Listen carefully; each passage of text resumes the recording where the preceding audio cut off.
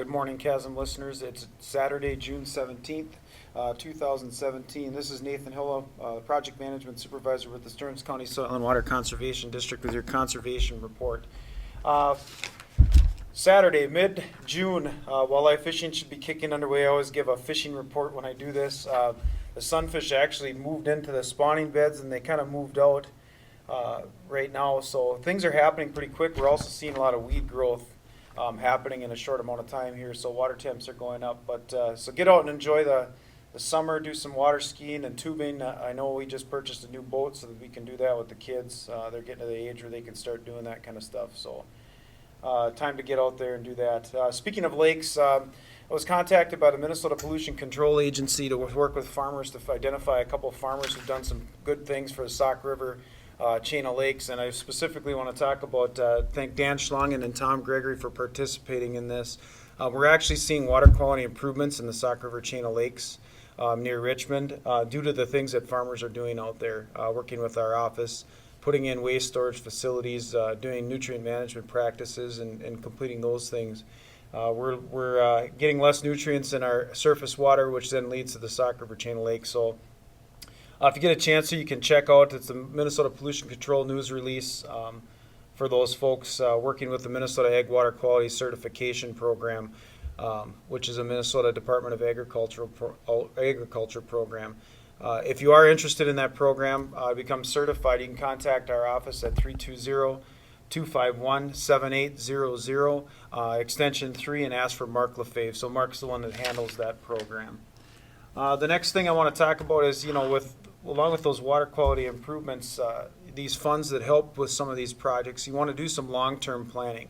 I was in D.C. in March helping to lobby for the Farm Bill for some of these programs, and again, what a neat experience to be involved out there, bringing some federal dollars home. And since 1998, from 1998 to 2012, Stearns County's had over $20 million in these funds to help with these types of projects like ag waste and erosion control. Those dollars are being spent in our local communities, hiring local contractors, so we do see an economic benefit of that as well. Speaking of, so you want to do a little bit of long-term planning. So speaking of long-term planning, the Minnesota Department of Ag has a livestock investment grant out there. The funds have been awarded for 2017 already. And the livestock investment grant, if you're doing a project either with our office or something on your farm, a large-scale project, you want to look into this, that there are eligible expenses of your cost up to 10%. These costs must occur between June 1st of 2018 and June 30th of 2019. So that's where planning comes into play. If you do some good planning, you can figure out what you're going to do and how much it's going to cost, along with some some bids. So there are $2 million available. There'll be more on this coming out here late fall, and the deadline looks like to be sometime in December of 2017. So again, if you're planning a long-term project on your farm improvements, there are livestock investment grant dollars from the Minnesota Department of Ag available. I'm happy to report that several Stearns County farmers did receive this Minnesota Livestock Investment Grant, Minnesota Department of Ag Livestock Investment Grant 2017. So keep up the good work. If you have any questions, you can contact our office as well if you need help with that. Again, 320-251-7800, extension 3. One of the other things I want to cover is roadside mowing. We always, things are getting pretty tall this time of the year, and we're looking to cut some of those roadside ditches, but we do encourage you to wait until August 1st to do that for many nesting birds. Roadside ditches are productive nesting sites and valuable habitat in the state of Minnesota. We look at those areas for pheasants, gray partridge, rabbits, waterfowl, and songbirds, and especially now when you see a lot of those young the birds out there, it's important to wait and delay that stuff until August to delay that roadside mowing. So if you can remember to do that. The last thing I want to talk about is I'm also in charge, along with Jason Selvog in our office, of an Avon Hills Initiative easement program.